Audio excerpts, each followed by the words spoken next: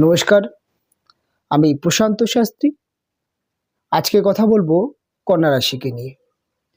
মঙ্গলের অবস্থান বর্তমানে কন্যার জন্য তাদের চতুর্থ ভাব থেকে গোচর করছে। মঙ্গল কম বেশি নতুন বছর অর্থাৎ 2026-এর জানুয়ারি মাসের 16 তারিখ পর্যন্ত আপনাদের রাশির চতুর্থ ভাবে অবস্থান করবে। একটা দীর্ঘ সময় মঙ্গলের অবস্থান চতুর্থ ভাবে। মঙ্গল আপনাদের এই চতুর্থভাবে অবস্থান করে কি ফল দেবে, কি রেজাল্ট দিতে চলেছে এবং কি হবে কি হবে না, বিস্তারিত আলোচনা করব। প্রথমেই বলে দেব যে মঙ্গল গ্রহটি আপনাদের রাশি বা আপনাদের লগ্ন সাপেক্ষে আপনাদের অষ্টম এবং আপনাদের তৃতীয় ভাবের অধিপতি। অষ্টম বলতেই আমরা জানি যে বাধা বিপত্তি। অষ্টম মানেই কিন্তু যে কোনো ক্ষেত্রে কিন্তু একটা বিপরীত পরিস্থিতি তৈরি করা বা আপস অ্যান্ড ডাউনস পরিস্থিতিকে ইন্ডিকেট করে। এবং তৃতীয় ভাবের অধিপতি হওয়ার জন্য মঙ্গলের মধ্যে কিন্তু প্রচণ্ড থার্ড হাউস আমাদের চেষ্টার ঘর এবং মঙ্গল কিন্তু চেষ্টারও মালিক। তবে মঙ্গল গ্রহটি চতুর্থভাবে অবস্থান করলে মাঙ্গলিক দোষ ক্রিয়েট করে। আবার মঙ্গলকে চতুর্থ ভাবের কারক গ্রহ বলা হয়। এখানে দুটি ভিন্ন বিষয় আছে। মঙ্গল চতুর্থভাবে বসে থাকলে মাঙ্গলিক দোষ ক্রিয়েট করে এই কারণেই যে মঙ্গল গ্রহটির মধ্যে প্রচণ্ড ঊর্জা, প্রচণ্ড সাহস এবং এটা কিন্তু বলা যেতে পারে মঙ্গল ডমিনেট করার একটি গ্রহ। অর্থাৎ চতুর্থ যেহেতু আমাদের মূল এবং আমাদের বলা যেতে পারে আমাদের ঘর বা আমাদের পরিবার, যেই পরিবারের সাথে আমরা প্রতিদিন থাকি, আমাদের পরিবারের যে ব্যক্তি আছে, আমাদের ঘর, এটি কিন্তু চতুর্থ ভাব। কাজেই মনের জায়গা অর্থাৎ চতুর্থভাবে যখন এই মঙ্গলের অবস্থান, মানসিক দিক থেকে এই সময় কন্যা রাশি বা কন্যা লগ্নের জাতক জাতিকাদের মধ্যে একটি রাগ এবং একটি কিন্তু জেদ সেটা দেখতে পাওয়া যাবে। এবং চতুর্থভাবে এই মঙ্গল বসে আপনার মধ্যে কিন্তু একটি বলা যেতে পারে ডমিনেটিং নেচার এবং মাথা গরমের প্রবণতা তৈরি হতে দেখতে পাওয়া যাবে। এবং এই ডমিনেটিং প্রভাবটা বা রাগ এবং এই যে প্রত্যেকটা জিনিস আপনার কিন্তু পারিবারিক সম্পর্কের মধ্যে কিন্তু বেশি দেখতে পাওয়া যাবে।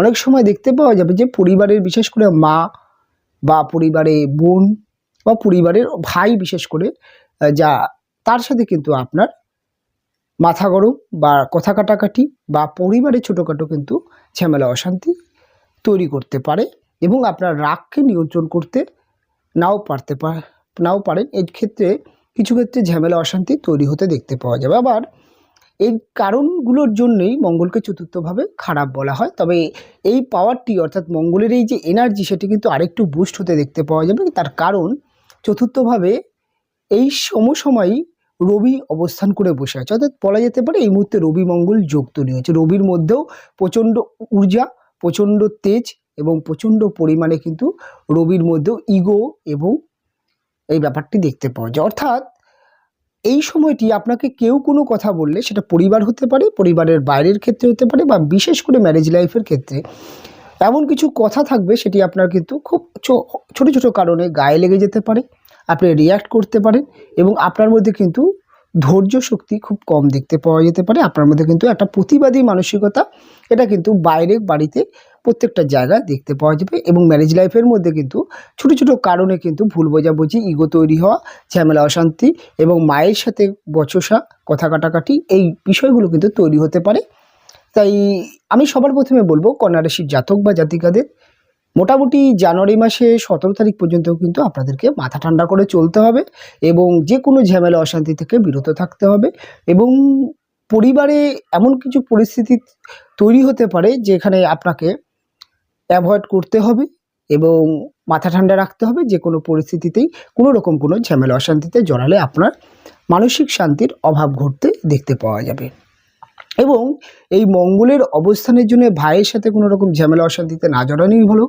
এবং ভাইয়ের সাথে এই মুহূর্তে প্রপার্টি ভাগাভাগি বা এই ধরনের বিষয়ে কোনো রকম তর্ক বিতর্ক বা এই ধরনের কাজে আপনি অংশগ্রহণ না করলেই ভালো হয়। অর্থাৎ জানুয়ারির 17 তারিখের পরে আপনার প্রপার্টি ভাগাভাগি বা যে কোনো যদি কোনো কাজ থাকে সেক্ষেত্রে কিন্তু ঠিকঠাক হবে। এবার চতুর্থভাবে এই মঙ্গলের অবস্থানের জন্য কিন্তু একটা জিনিস সবথেকে বেশি দেখতে পাওয়া যাবে, সেটি হচ্ছে আপনার মধ্যে কিন্তু প্রচণ্ড পরিমাণে সাহস, উদ্যম, কনফিডেন্সও দেখতে পাওয়া যাবে। অর্থাৎ এই সময় আপনার কাজের মধ্যে কিন্তু প্রচণ্ড সাহস এবং রিস্ক নেওয়ার প্রবণতা এবং যে কোনো কাজ দ্রুততার সাথে কমপ্লিট করা, এটা কিন্তু দেখতে পাওয়া যাবে। এবং একটা সেলফ রেসপেক্ট, অর্থাৎ এই সময় আপনি সম্মান পেতে চাইবেন, মানুষ আপনাকে রেসপেক্ট করুক সেটা আপনি চাইবেন। এবং এই সময়টি আপনার কিন্তু বলা যেতে পারে কাজের দিকে কিন্তু আপনার অগ্রগতি, অর্থাৎ বলা যেতে পারে চেষ্টা, সাহস, সেটা খুব ভালো কাজ করবে।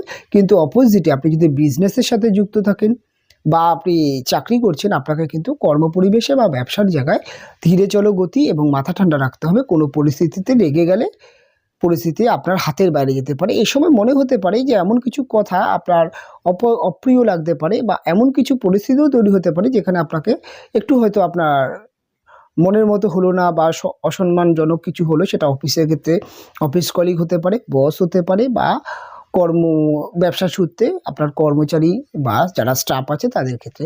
সেক্ষেত্রে কিন্তু কোনো রকম রিস্কি পদক্ষেপ, অর্থাৎ চাকরি ছেড়ে দেওয়া বা ব্যবসার ক্ষেত্রে কোনো রকম রিস্কি পদক্ষেপ নেওয়া থেকে আপনাকে কিন্তু বিরত থাকতে হবে। অর্থাৎ মাথা ঠান্ডা করে যে কোনো সিদ্ধান্ত নিতে হবে। যদি মাথা গরম হয় নিজেকে নিয়ন্ত্রণ করবেন, স্থান পরিবর্তন করার চেষ্টা করবেন, তাহলে কিন্তু ভালো হবে। এবং পরিবারে এমন কিছু জটিল বিষয় তৈরি হলে সেখানে কিন্তু মাথা ঠান্ডা রাখাই আপনার জন্য সবথেকে ভালো। এবার 4th হাউসে মঙ্গল ভালো, অর্থাৎ কারক গ্রহ কেন বলা হয়? যেহেতু চতুর্থ ভাব আমাদের ভূমি, আমাদের বাহন আমরা দেখি, অর্থাৎ মঙ্গল ভূমি কারক, বাহন কারক। এই সময় কিন্তু বাড়ির যোগ তৈরি হচ্ছে, অর্থাৎ আপনাদের কিন্তু একটি নতুন বাড়ির যোগ সেটা তৈরি হবে এবং আপনার একটি নতুন গাড়ির যোগ তৈরি হবে।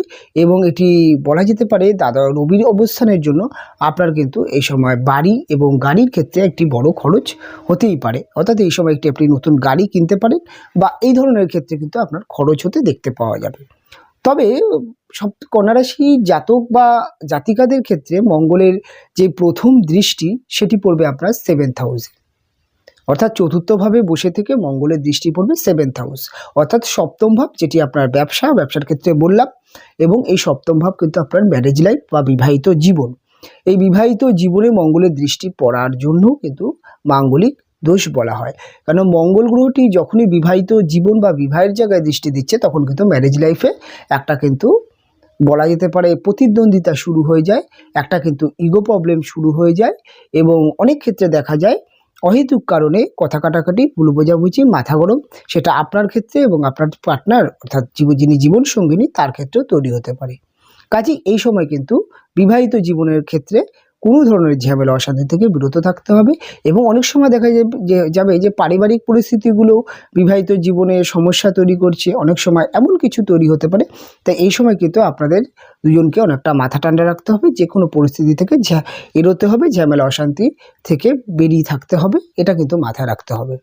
এবং মঙ্গলের আরেকটি দৃষ্টি যেটি আপনার কর্মভাব অর্থাৎ দশম ভাব, সেক্ষেত্রে আপনাকে যেটা বললাম যে কর্ম পরিবেশে কিন্তু এই সময় এমন কিছু পরিস্থিতি হতে পারে, কাজের প্রচণ্ড প্রেশার থাকতে পারে এবং অনেক সময় দেখা যাবে যে আপনি আপনার নিচে অর্থাৎ আপনার আন্ডারে যারা কাজ করছে এটা ব্যবসার ক্ষেত্রে হতে পারে যে তারা হয়তো টাইম টেবিল কাজ করছে না, তাদের হয়তো কাজের মধ্যে সেই একটা দায়িত্বহীন ব্যাপারটা আপনার মনে হতে পারে। সেক্ষেত্রে কিন্তু অতিরিক্ত রেগে গিয়ে চিল্লামিল্লি করা, সেটা কিন্তু আপনার ইমেজ বা আপনার জন্য খারাপ হতে পারে। পরবর্তী ক্ষেত্রে আপনি হয়তো প্রচণ্ড রেগে গিয়ে চিল্লামিল্লি করলেন বা এমন কিছু কথা বলেন, পরবর্তী ক্ষেত্রে কিন্তু আপনার অনুশোচনার কারণ হতে পারে এবং আপনার যেই সম্মান বা যার জন্যে আপনি বাঁচেন সেটাকে কিন্তু হানি হতে পারে। এবং কর্মপরিবেশে এমন কিছু পরিস্থিতি আসতে পারে, সেক্ষেত্রে মনে হতে পারে যে অনেক সময় দেখা যায় যে আমরা রাগের মাথায় এমন কিছু ডিসিশান নিই যে চাকরি ছেড়ে দেব, এরকম কিন্তু করা যাবে না। সেটা আপনি যে কোনো কাজ করুন না কেন, সেক্ষেত্রে আপনাকে অবশ্যই মাথা ঠান্ডা রাখতে হবে। এবং একাদশভাবে মঙ্গলের অষ্টম দৃষ্টি, সেটা কিন্তু সফলতার জন্য ভালো। মার্কেটিংয়ের ক্ষেত্রে আপনার খুব ভালো এই সময় কাজ করবে। আপনার বিজনেসের ক্ষেত্রে কিন্তু মার্কেটের জায়গা খুব ভালো হতে দেখতে পাওয়া যাবে, কমিউনিকেশান ভালো হতে দেখতে পাওয়া যাবে। বিশেষ করে যারা এই সময়টি বিশেষ করে যারা চাকরি ইন্টারভিউ দেবেন তাদের জন্য যথেষ্ট ভালো। যারা অ্যাথলেটিক্স অর্থাৎ খেলাধুলার মধ্যে আছেন তাদের জন্য যথেষ্ট ভালো। যে কোনো কম্পিটিটিভ জায়গায় প্রতিযোগিতামূলক স্থানে আপনি যেই লাইনেই থাকুন না কেন, ক্রিয়েটিভিটি, গান বাজনা, সেক্ষেত্রে কিন্তু ডেভেলপ হতে দেখতে পাওয়া যাবে।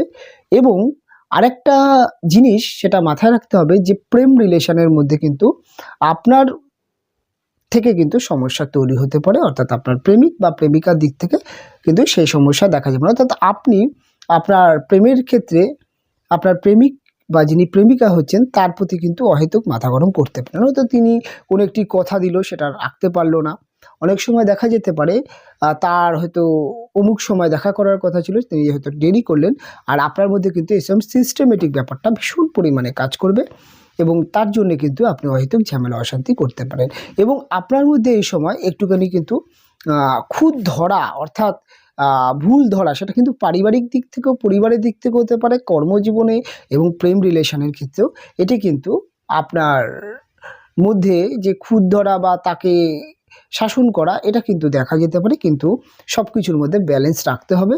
তাই মাথা গরমকে অনেকটাই মাথা ঠান্ডা করে চলতে হবে কন্যা রাশির জাতক বা জাতিকাদের।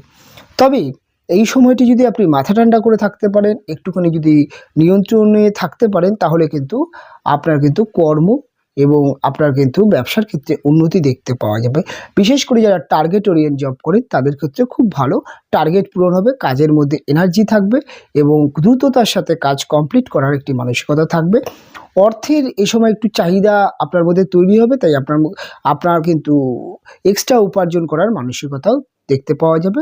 কাজেই আপনি পার্ট টাইম ডিউটি করা বা বলা যেতে পারে আপনি টার্গেট খুব তাড়াতাড়ি পূরণ করা বা অতিরিক্ত পরিশ্রম করা বা বিজনেসের ক্ষেত্রে কিন্তু কিছু রিস্কি পদক্ষেপ নিয়ে একটু বাড়তি উপার্জন করার কিন্তু একটা মনোভাব তৈরি হতে পারে এবং সেটি কিন্তু আপনার বিজনেস এবং চাকরি এবং কর্মক্ষেত্রে কিন্তু উন্নতি আসে। এবং বলা যেতে পারে আপনি যদি নিয়ন্ত্রণ থাকেন, মাথা ঠান্ডা রাখেন, সেক্ষেত্রে কিন্তু আপনার কর্মর যে পারফরমেন্স চাকরি ক্ষেত্রে বা ব্যবসার ক্ষেত্রে সেটি কিন্তু আপনার সফলতা বা সাকসেসকে দ্রুততার সাথে দেবে।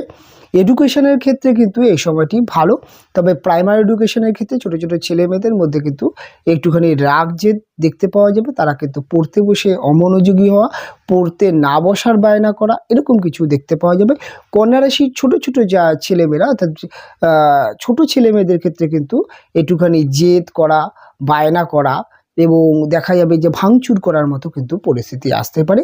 বড়দের ক্ষেত্রে কিন্তু মাথাটাকে ঠান্ডা রাখতে হবে। ওভারঅলভাবে কন্যা রাশির জাতক বা জাতিকাদের কিন্তু এই কটি বিষয়ে এই সময়টি সাবধান থাকতে হবে। খুব বেশি সময় নয়, সামনের মাসের অর্থাৎ জানুয়ারি মাসের আপনার 17 তারিখ পর্যন্ত একটুখানি মাথা ঠান্ডা রাখতেই হবে। ওভারঅলভাবে কন্যা রাশি বা কন্যা লগ্নের জাতক জাতিকাদের এই সময়টি কেমন থাকবে, কি হবে কি হবে না, বিস্তারিত আলোচনা করলাম। তবে পরিস্থিতি যদি খুব জটিল হয়, যদি আপনি কি নিজের রাগকে নিয়ন্ত্রণ না করতে পারেন, সেক্ষেত্রে কিন্তু মেডিটেশন করা আপনার জন্য খুবই ভালো হবে। এবং এই সময় যদি পারেন কোনো একটি ছোটোখাটো ভ্রমণ বা আপনি মাঝে মাঝে মাইন্ড ফ্রেশ করার জন্য একটু ভ্রমণ করতেই পারেন। ভ্রমণের জন্য এই সময়টি আপনার ভালো।